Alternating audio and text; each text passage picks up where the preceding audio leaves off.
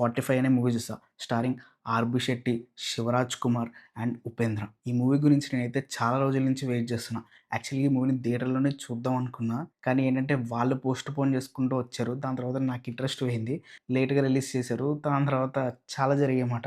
థియేటర్‌లో చూడడానికైతే అసలు కుదరలేదు. మొత్తానికి ఓటీటీలో ఇవ్వాలే వచ్చిందన్నమాట. తెలుగు డబ్‌లో. డబ్బింగ్ అయితే చాలా బాగుంది. ఇంతకీ సినిమా ఎలా ఉందంటే మూవీ అయితే సూపర్ ఉంది.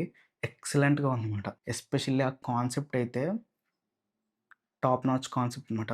కానీ ఎగ్జిక్యూషన్‌లో కొంచెం ఇష్యూస్ ఉన్నాయి. వీఎఫ్ఎక్స్, సీజీఐ అండ్ ఆ గ్రీన్ స్క్రీన్స్ వాటికి దండం. వీళ్ళ దగ్గర బడ్జెట్ లేనప్పుడు కాస్త ఆగాల్సింది.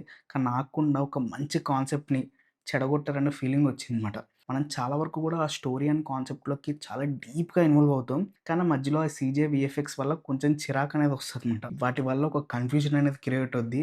అంటే లాస్ట్‌లో చాలా క్లారిటీ ఇస్తారనుకోండి అది వేరే విషయం. వీఎఫ్ఎక్స్, సీజీఐ కొంచెం పక్కన పెడితే దాంట్లో ఉండే మెసేజ్ అయితే సూపర్ మాట. దాన్ని ఈ జనరేషన్ వాళ్ళకి అర్థమయ్యే విధంగా ఇచ్చారన్నమాట.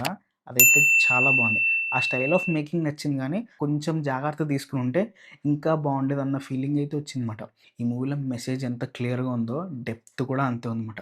మనం చేసేది ఒక చిన్న తప్పే గదా! అని అనుకుని వదిలేస్తే, వాటి యొక్క కాన్సిక్వెన్సెస్ అనేవి ఎంత దూరం వెళ్తాయి అని ప్రతి ఒక్క దాన్ని చాలా చూపించారన్నమాట.